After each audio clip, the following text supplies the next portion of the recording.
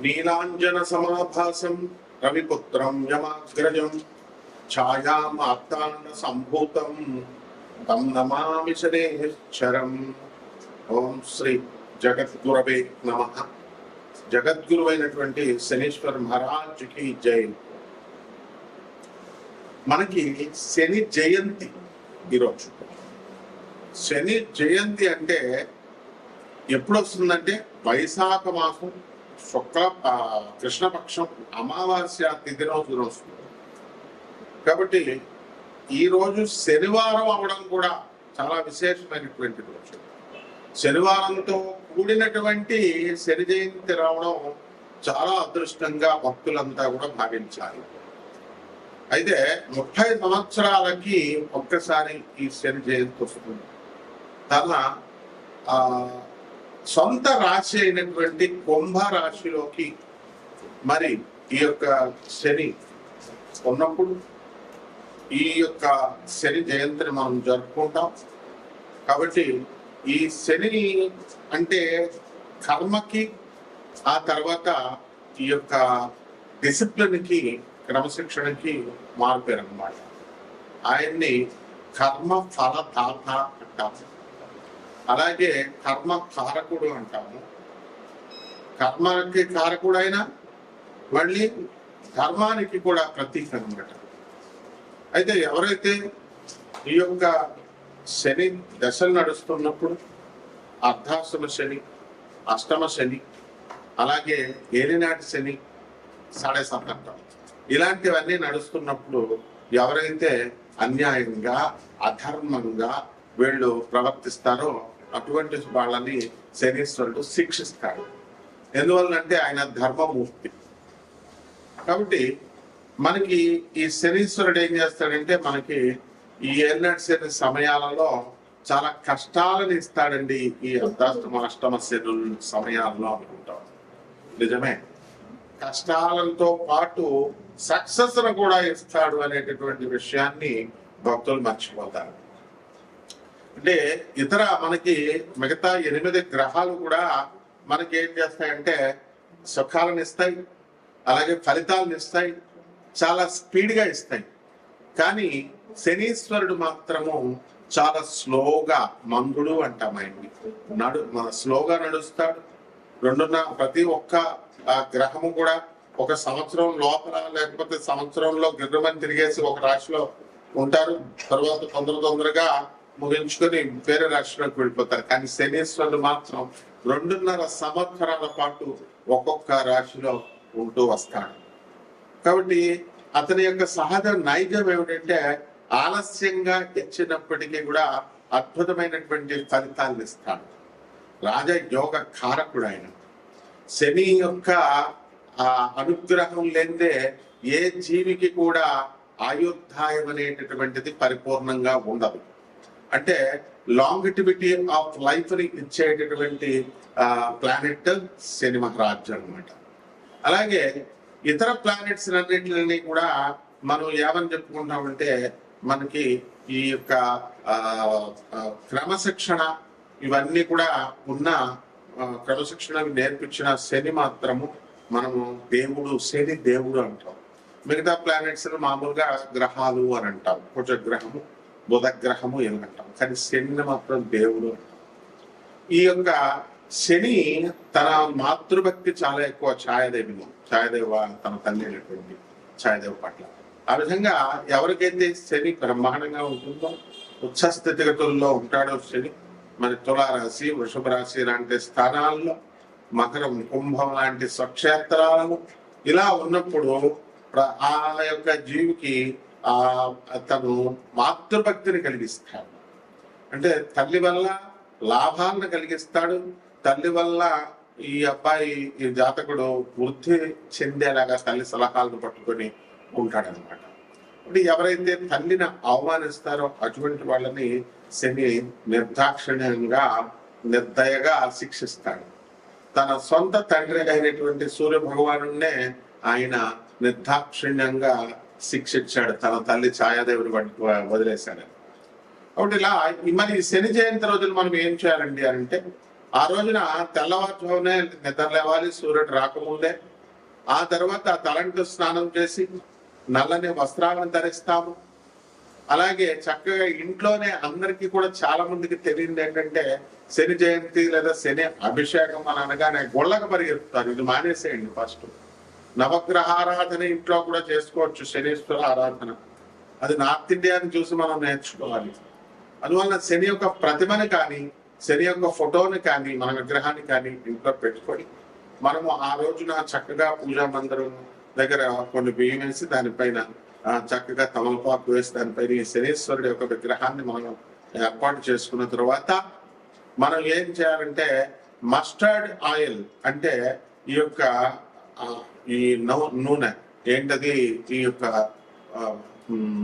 ఆవాల నూనె లేదా సీసమి అంటే నువ్వుల నూనెతో మనము ఈ యొక్క సీసేమ్ సీడ్స్, నువ్వుల గింజల నుంచి తీసినటువంటి ఈ యొక్క నువ్వుల నూనెని వెలిగించితో దీపారాధన చేయాలి శనీశ్వరుడు.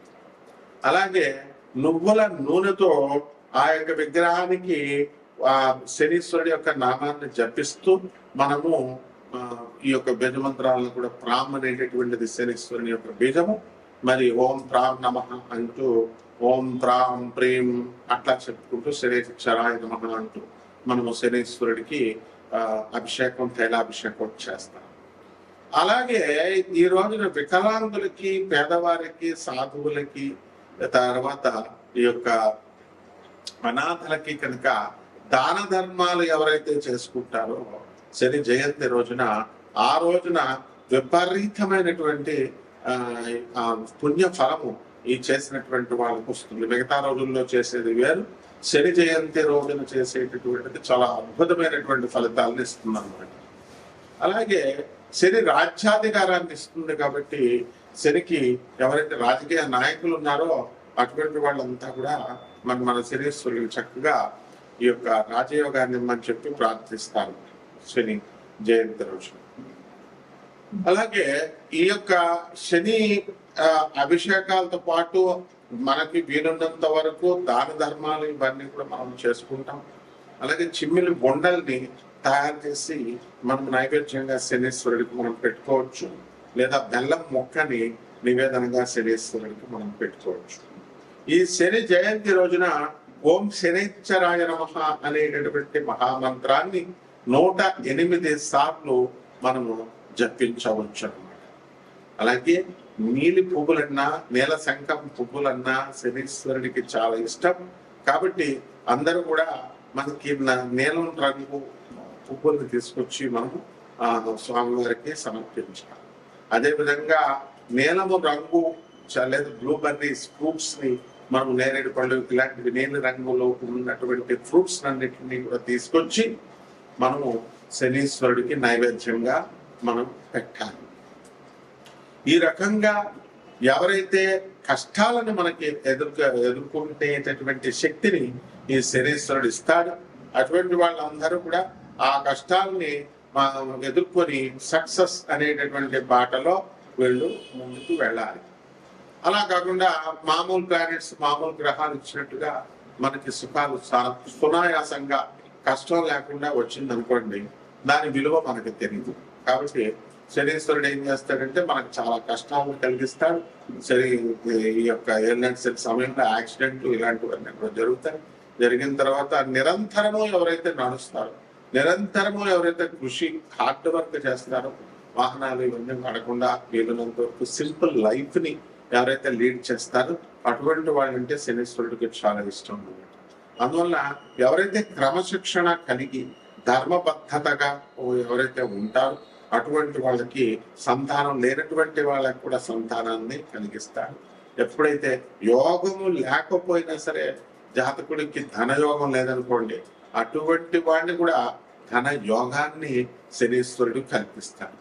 అలాగే 6వ ఇంట్లో శని కనుక ఉన్నట్లయితే లాంగిటివిటీ ఆఫ్ లైఫ్ పెరుగుతుంది అని చెప్పి శాస్త్రం చెప్తుంది. అదేవిధంగా రోగాలు అనేటటువంటివి చాలా మందికి అనేక రకమైనటువంటి రోగాలు వస్తాయి.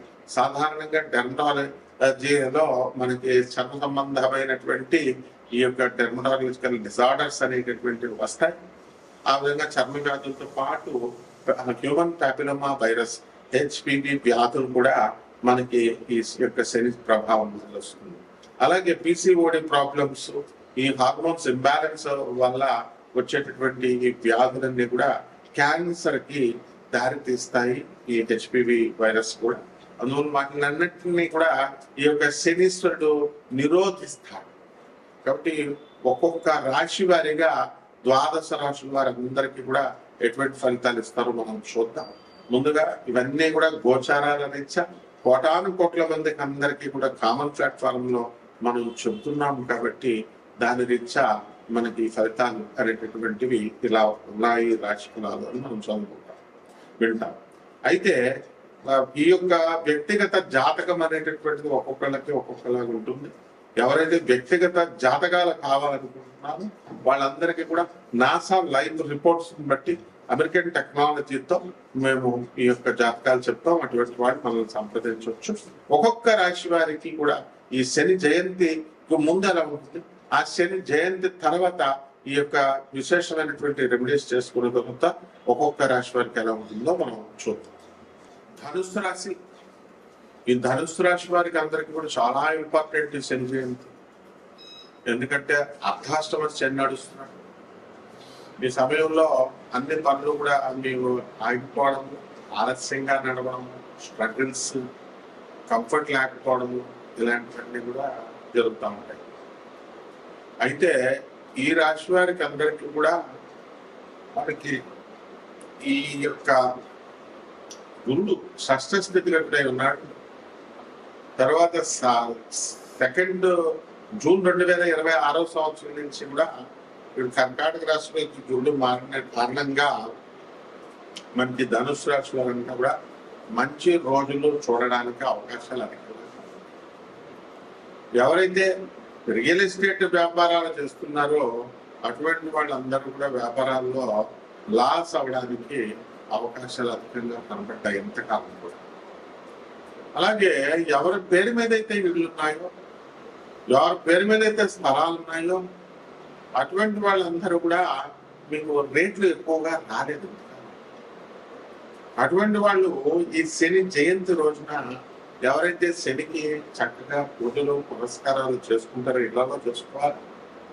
అలాగే శనికి చక్కగా అభిషేకం చేసుకోవాలనుకునేటటువంటి వాళ్ళు శనికి మూలంగా లేకపోతే ఎలా అభిషేకం చేసుకుంటారో చేసుకునేటటువంటి వాళ్ళు వీళ్ళందరికీ కూడా మనకి జాతకం అనేటటువంటిది మారుతుంది.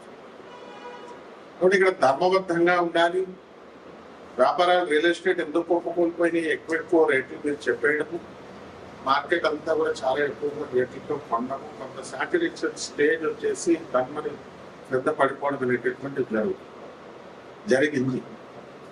ఇప్పుడు ఈ యొక్క మే 15వ తేదీ 2026 సంవత్సరం తర్వాత ఈ యొక్క మే మనకి కుజుడు మేనరాశిలో ఉన్నటువంటి కుజుడు మేషరాశిలో కూర్చోడు. అప్పటి నుంచి ఒక నెలల పాటు మనకి చక్కగా ఈ యొక్క రియల్ ఎస్టేట్ వ్యాపారం అనేటువంటిది పుంజుకుంటుంది. మీ పేరు మీద ఉన్నటువంటి షేర్స్ కానీ మ్యూచువల్ ఇది కానీ ఇవన్నీ కూడా మ్యూచువల్ ఫండ్స్ ఇవన్నీ కూడా రేట్లు పెరగడానికి అవకాశాలు అధికంగా కనబడుతుంది. అయితే బంగారము రేటు కూడా కూర్చున్న వాళ్ళందరూ కూడా పెరుగుతుంది. అండ్ ఈ యొక్క తులారాశి వాళ్ళు మన దేశ ప్రధాని అయినటువంటి మోడీ గారు మిమ్మల్ని బంగారం కొనద్దు అన్నారు కాబట్టి కొనరు. అలాగే ఆదా చేయండి, పెట్రోల్ అన్నారు కాబట్టి పొదుపు మంత్రాలు అన్నారు, పొదుపు చేయండి. పెట్రోల్ 2 కార్లు ఉన్న వాళ్ళు ఒక్కనే వాడండి. అయితే ఈ శని జయంతి రోజున మాత్రము మీరు మరి మోడీ గారు చెప్పినట్టుగా చూసుకోవాలి, మోడీ గారు చేసినట్టుగా చేసుకోవాలి. చక్కగా శని జపం చేసుకొని శని స్తోత్రాలు చదువుకొని శనికి కిలోంపావు నల్ల నువ్వుల్ని నల్లని వస్త్రాన్ని ఇచ్చి పేద బ్రాహ్మణులకి శనివారం నాడు 8 గంటలకి దానం చేయాలి. దశ మహావిద్యలో ఉండేటువంటి మహాకాళి అమ్మవారి యొక్క హోమాన్ని మేళ్లలో చేసుకోవడం ద్వారా బ్రహ్మాండంగా ఉంటుంది. అలాగే రావి చెట్టుని తీసుకొచ్చి మీ తోటలో జాగ్రత్తగా పాతి దానికి రోజు నీళ్లు పోసుకుంటూ ఓం శనేశ్వరాయ నమః అంటూ ప్రదక్షిణ చేయడం ద్వారా ఆ రావి చెట్టులో కొలమైనటువంటి ఆదిలక్ష్మి స్వామి వారు, ఆది నారాయణుడి స్వామి వారు మీకు దర్శనమిస్తారు.